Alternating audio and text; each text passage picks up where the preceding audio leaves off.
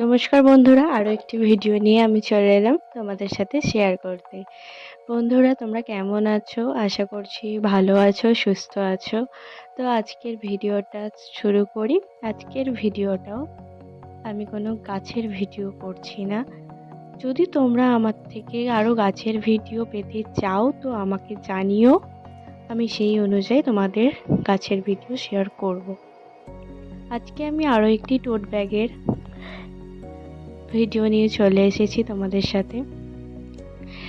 আমরা এই টোট ব্যাগটা এখন খুবই ব্যবহার করছি, আর আমাদের এই ব্যাগটা খুবই পছন্দের। এমনিতে আমাদের মেয়েদের তো ব্যাগ, সাজগোজের জিনিস, আমি শুধু লিপস্টিক বলতে যাচ্ছিলাম, তো সাজগোজের জিনিস সব কিছুর জন্য ব্যাগটা একটা গুরুত্বপূর্ণ জিনিস। আমরা যেখানেই যাই আমাদের ব্যাগ দরকার লাগে। তো আমরাও অনেক কিছু স্টাইল দেওয়ার জন্য ব্যাগ ইউজ করি। তো এখন সবাই এই ব্যাগ ইউজ করছে, আমিও ভাবলাম তোমাদের সাথে এই ব্যাগের আরও একটা ভিডিও শেয়ার করা যাক। তো আমি যে ব্যাগটা বানিয়েছি সেটাতে তোমরা মেকআপের জিনিস নিয়ে যেতে পারো কোথাও, আবার অথবা চার্জার, আমাদের যেটা ডেলি লাইফের গুরুত্বপূর্ণ জিনিস, চার্জার, ফোন, হেডফোন, সব কিছুই তোমরা এই ব্যাগটাতে ক্যারি করতে পারবে। তো আমি ঘরে বসে খুব সহজেই একটা খুব সুন্দর ডিজাইনের ক্যানভাস টোট ব্যাগ বানিয়ে নিলাম।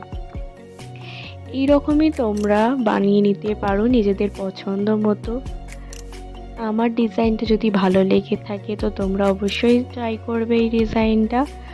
আমার ভিডিওটা কেমন লেগেছে সেটা কিন্তু অবশ্যই বলবে, আর পুরো ভিডিওটা দেখবে শেষ পর্যন্ত। তো বন্ধুরা, এখন আমি যেটা বলছিলাম তোমাদের, যে ব্যাগ তো সবারই দরকার, আর বিশেষ করে মেয়েদের তো আকর্ষণ ব্যাগ, সাজের জিনিস, শাড়ি। আমার নিজের ঘরেও অনেক ব্যাগ পড়ে আছে। আমি বাইরে গেলে তো ব্যাগের দোকানে গেলে আমার ব্যাগ কিনতে ভয় লাগে, যে আমার মা, আমি ঘরে এলে আমার মা আমাকে বের করে না দেয়, বলবে তোর ব্যাগ থাক, তুই বেরিয়ে যা, এরকম যা। তোমরা বুঝতেই পারছো, শুধু আমার না, সবার বাড়িতেই এত ব্যাগ আছে।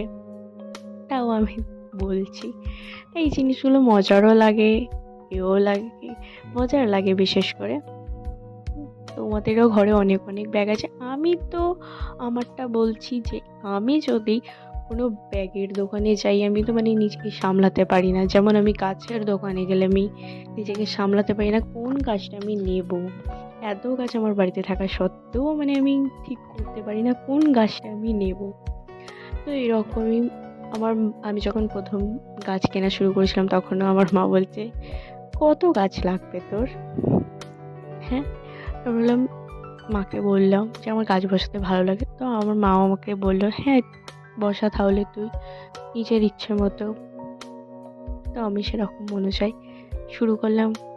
এখন এতটাই আমি গাছের প্রতি নেশা চলে এসেছি। আবার ব্যাগও আমার ঘরে এতই ব্যাগ, আমি যেখানেই যাই সেখান থেকেই ব্যাগ কিনে আনি।